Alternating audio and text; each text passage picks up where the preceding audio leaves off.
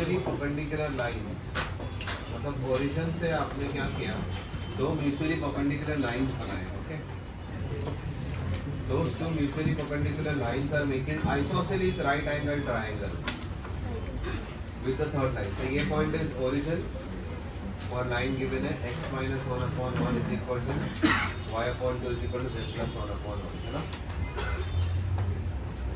ठीक है, तो from origin ये ऐसा कुछ बना है. So you have to find the equation of the lines first. Also find the area of the triangle. अब ये जो लाइन की इक्वेशन आप निकालने जाओगे ना, ये दोनों लाइंस की इक्वेशन, हो सकता है कैलकुलेशन एंड में आपको छोड़ना पड़े बिकॉज गंदे वैल्यूज आ जाएंगे. तो चलिए स्टार्ट सॉल्व. मेथड भी बहुत लेंदी है. देखो first method is nothing but ये मतलब पी पॉइंट है, ये क्यू पॉइंट है और ये तो ए गिवन है ना. I am just writing the method. Assume P lambda 1 and Q lambda 2. First equation AP is equal to AQ, है ना. And second equation AP vector is perpendicular, मतलब dot with AQ vector is 0. ये आपके दो equations हो जाएंगे. समझ में आया? Very good. First method is done. Second method बताओ. ये बहुत ज़रूरी है guys. Solving तो करना ही है, but ये भी बहुत ज़रूरी है. मतलब ये सब चीज़ें डिवाइस करना. इससे आपका 3D में सॉल्विंग एबिलिटी स्ट्रांग होगी. आपके पास आपको ये चीज़ें ज़्यादा अच्छे से समझ में आएंगी. दूसरा मेथड क्या है बताओ. व्हाट इज सेइंग कि इसको परपेंडिकुलर ड्रॉप करते हैं यहाँ से. और देखो राइट एंगल ट्राइंगल में ये होता है कि ये वाला डिस्टेंस और ये वाला डिस्टेंस तीनों इक्वल होते हैं. पता है क्यों? 45 हो जाता है. आप परपेंडिकुलर ड्रॉप कर, आइसोसेलेस राइट एंगल ट्राइंगल, तो फिर तो ठीक है परपेंडिकुलर ड्रॉप करो. राइट एंगल ट्राइंगल में अच्छा, लेकिन एक कोई भी जनरल राइट एंगल ट्राइंगल में जब आप परपेंडिकुलर ड्रॉप करते तो ये तीनों डिस्टेंस सेम नहीं होते ना. बट अब अगर आपने मीडियन बनाया लेट से यहाँ से, तो देन ये डिस्टेंस और ये डिस्टेंस सेम होते हैं. पता है क्यों? क्योंकि राइट एंगल ट्राइंगल में मिड पॉइंट ऑफ हाइपोटेन्यूज क्या होता है? Centre of the circle. तो इसका मतलब ये वाला डिस्टेंस और ये वाला डिस्टेंस सेम होगा. बट आइसोसेलेस में तो वेरी गुड, जब आप परपेंडिकुलर ड्रॉप करोगे तो ये पॉइंट आ जाएगा आपको, और ये पॉइंट निकालने के लिए वो फुट ऑफ परपेंडिकुलर की थ्योरी से वो पॉइंट निकलेगा. थोड़ा है प्रोसेस. फिर इससे ये डिस्टेंस भी मिल जाएगा. And then you can actually find 2 points on this line having the same distance. ये दूसरा क्वेश्चन किया है आपने, है ना, कि इस पॉइंट से सपोज ये डिस्टेंस आ गया √13, तो you can find from this particular point, ये मिल चुका है ऑलरेडी. इससे √13 डिस्टेंस पे 2 पॉइंट्स निकाल सकते हो. लैम्डा पॉइंट अज्यूम करके √13 बना दो. समझे? चलो this is also an approach. तो मैं लिख लेता हूँ उसको. गेट फुट लेट्स से ये है r in terms of lambda. ये अपने आप में क्वेश्चन होगा. ठीक है. फाइंड AR डिस्टेंस का mod let's say is equal to d and get 2 points at d distance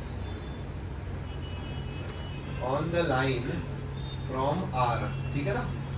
r से वही सेम डिस्टेंस, ये 3 सेम हो गया.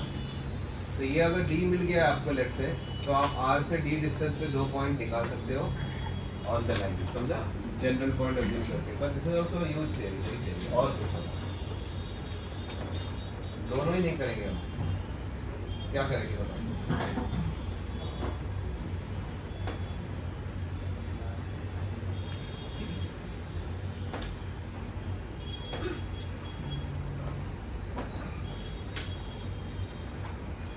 इस एंगल पे यूज करें.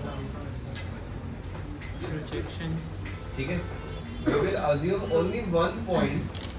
dr हम लोग ले सकते हैं और जो cos थीटा रहेगा उसमें प्लस pi/2 कर देंगे. We will assume only one point. What is that point? 2 lambda plus 1, comma 2 lambda, comma lambda minus 1. सिर्फ एक पॉइंट अज्यूम करते हैं और फिर ठीक है. assume p lambda. Lambda plus 1 है. एक मिनट. lambda minus 1 सही है ना? लैम्डा प्लस 1 पहला. lambda plus 1. assume p lambda point. ठीक है. राइट. और ये यूज करो AP वेक्टर और लाइन के बीच का एंगल जो है वो कितना है? 45 डिग्री। इससे क्या होगा पता है, you will get a quadratic in lambda और ऑटोमेटिकली दो रूट्स आ जाएंगे, 2 पॉइंट्स आ जाएंगे। समझ में आ रहा है?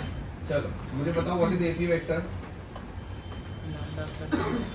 लैम्डा प्लस 1 आई कैप प्लस 2 लैम्डा जे कैप प्लस लैम्डा माइनस 1 के कैप, ये हो गया एपी वेक्टर। और what is the along vector of the line, वो क्या था देखिए, लाइन दिया हो ना 1 2 1 है ना, आई कैप प्लस 2 जे कैप प्लस के कैप, इन दोनों के बीच का एंगल कितना करना है आपको 45। तो कर लो एंगल क्या होता, कैसा निकालते हैं, डॉट अपॉन मॉड मॉड ना, तो lambda plus 1 plus 4 lambda plus lambda minus 1 upon mod, इसका मॉड है √6 और ऊपर वाले का मॉड से ये आएगा ना,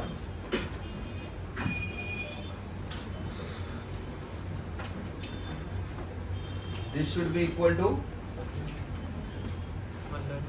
1/√2, करेक्ट ना। तो अभी आगे देखते हैं, तो ऊपर आ गया 6 lambda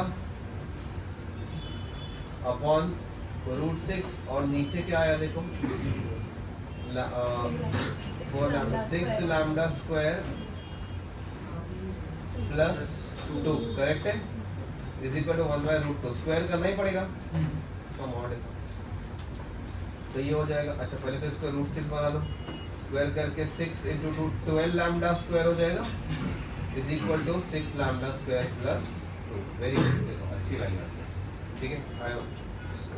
6 lambda square is equal to 2, lambda की वैल्यू होगी प्लस और माइनस 1/2। 2 लैम्डास आ गए, इसका मतलब actually these are the 2 points. एक लैम्डा से ये पॉइंट आ जाएगा और 45 डिग्री तो इधर भी बनेगा ना, कहीं पे दूसरे लैम्डा से दूसरा पॉइंट आ जाएगा। एक बार 2 पॉइंट्स आ गए तो आप ओरिजिन से इस पॉइंट की इक्वेशन और ओरिजिन से उस लाइन को ज्वाइन करने वाले दोनों इक्वेशन आप इजीली लिख सकते हैं, समझा ये? ठीक है, राइट। तो what is the P point over here,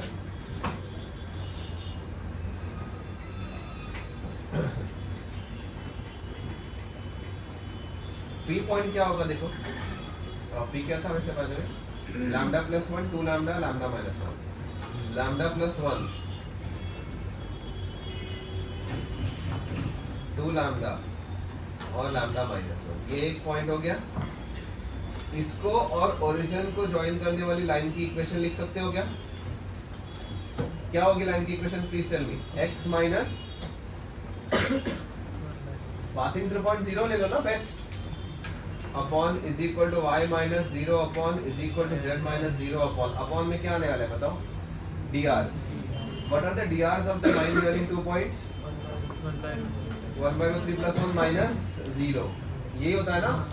इन दोनों को सबट्रैक्ट करके dr आएगा, बिकॉज उस लाइन का जो अलोंग वेक्टर होगा वो क्या होगा, इन दोनों को सबट्रैक्ट करके जो वेक्टर आएगा वही ना, और उसके कोएफिशिएंट से ही होना चाहिए 1/√3 प्लस 1 2/√3 और 1/√3 माइनस 1, ये हो गया आपका आंसर। मतलब पूरे को थ्रू आउट √3 से मल्टीप्लाई कर दो, तो √3 plus 1 is equal to y upon 2 is equal to z upon 1 minus √3, that's your one line.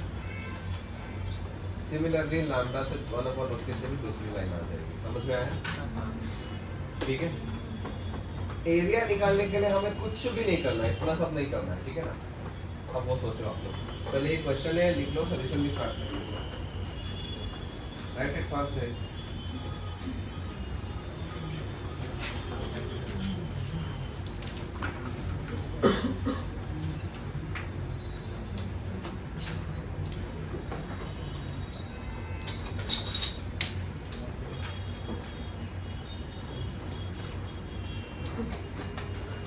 L का square, and what is L? Length of perpendicular ना, इसका स्क्वायर, और लेंथ ऑफ परपेंडिकुलर निकालने आता है, इजीली निकाल सकते हो लेंथ ऑफ परपेंडिकुलर, है ना। चलो लिखो।